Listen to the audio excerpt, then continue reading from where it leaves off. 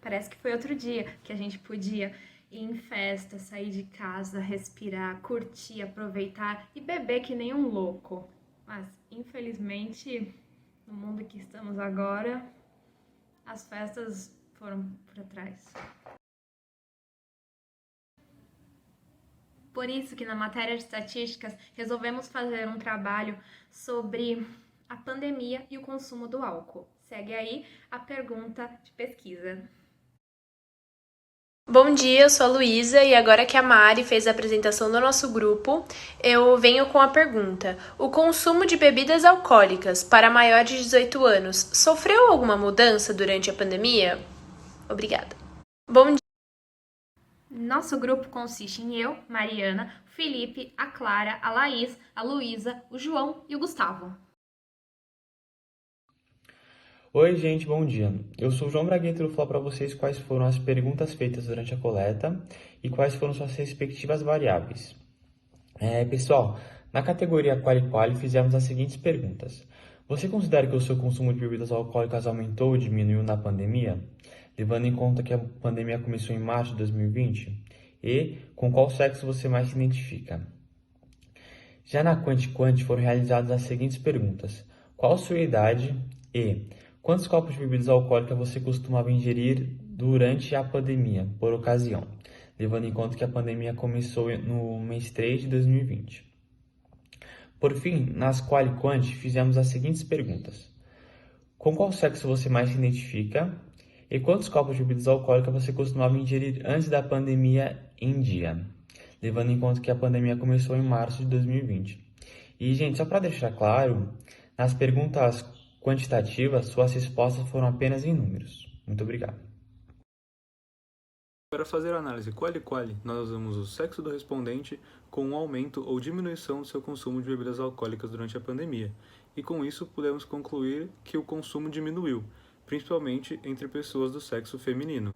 E para mostrar isso, nós montamos esse gráfico, que está aqui em cima de mim, por meio da tabulação dos dados que a gente obteve com a nossa pesquisa. Nesse slide, nós mostramos como foi feita a tabulação do consumo de bebidas alcoólicas durante a pandemia e o sexo que a pessoa se identifica. Por conta de uma regra, quando um dado ocorre com frequência menor que 5, ele deve ser eliminado, o que foi o caso com o respondente que não quis identificar o sexo em que ele se identifica. E nesse slide, nós mostramos como foi feita a frequência absoluta, que é o número de vezes que determinada variável assume um valor, a frequência relativa, que é o resultado obtido da divisão entre a frequência absoluta e a quantidade de elementos da amostra, e a frequência teórica, que é, em teoria, quanto que tinha que ser o resultado de acordo com os dados que nós obtemos. E, gente, após a coleta de dados, chegamos ao resultado que a linha de tendência tende a subir. Porém, os dados não acompanham, o que está querendo dizer que houve uma diminuição na média de copos ingeridos durante a pandemia. A nossa análise quali-quant foi desenvolvida a partir das variáveis de gênero e de número de copos de bebida alcoólica consumidos antes da pandemia. Acabamos entrevistando 166 consumidores e utilizamos a estatística T para comparar as médias. Colocamos em pauta para nossa hipótese nula que, se a diferença entre as médias for zero, isso quer dizer que mulheres e homens consomem a mesma quantidade de copos. E, portanto, para nossa análise alternativa, concluímos que, se a diferença das médias for diferente de zero, algum dos dois gêneros estudados consome uma quantidade maior de copos do que o outro. Como o nosso valor P deu um nível de significância menor que 5%, a amostra é rara e temos evidências contra a hipótese nula, querendo dizer, então, que antes da pandemia, homens e mulheres de fato consumiam quantidade de copos de bebida diferentes. Analisando graficamente os dados, podemos perceber que a média de copos consumidos antes da pandemia por homens era em média de 5 copos e pelas mulheres de 4 copos, comprovando que houve sim uma diferença entre gênero e consumo. E essa diferença se estende até hoje. Decidimos não só cruzar os dados antes como durante a pandemia. E descartando alguns outliers, descobrimos que a quantidade de consumo de copos de bebida diminuiu para os dois gêneros, já que atualmente homens bebem 4 copos e mulheres 3 copos em média. Então, respondendo nossas perguntas, a gente concluiu que o consumo de álcool diminuiu com a pandemia e, de fato, antes da pandemia, os homens bebiam mais que as mulheres. Oi, gente! Hoje eu vim apresentar para vocês a parte 1 dos cenas pós-créditos. Então, o nosso grupo percebeu que é muito importante você ir fazendo as contas e o trabalho em si à medida que o professor vai explicando em aula a matéria. Outra coisa muito importante é você tomar muito cuidado com outliers, rever as aulas enquanto faz as contas, rever as aulas gravadas, os slides, até os livros mesmo que o professor indica. É muito bom você ir revendo essas coisas assim.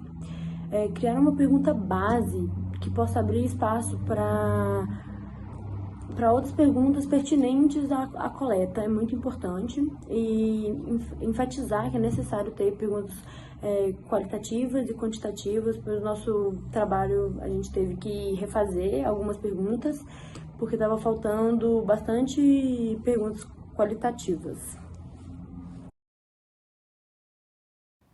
Parte 2 das cenas pós-créditos. Primeiramente, seja criativo no vídeo, porque senão ele só vai ser um trabalho cheio de contas e contas, algo que não é muito atrativo.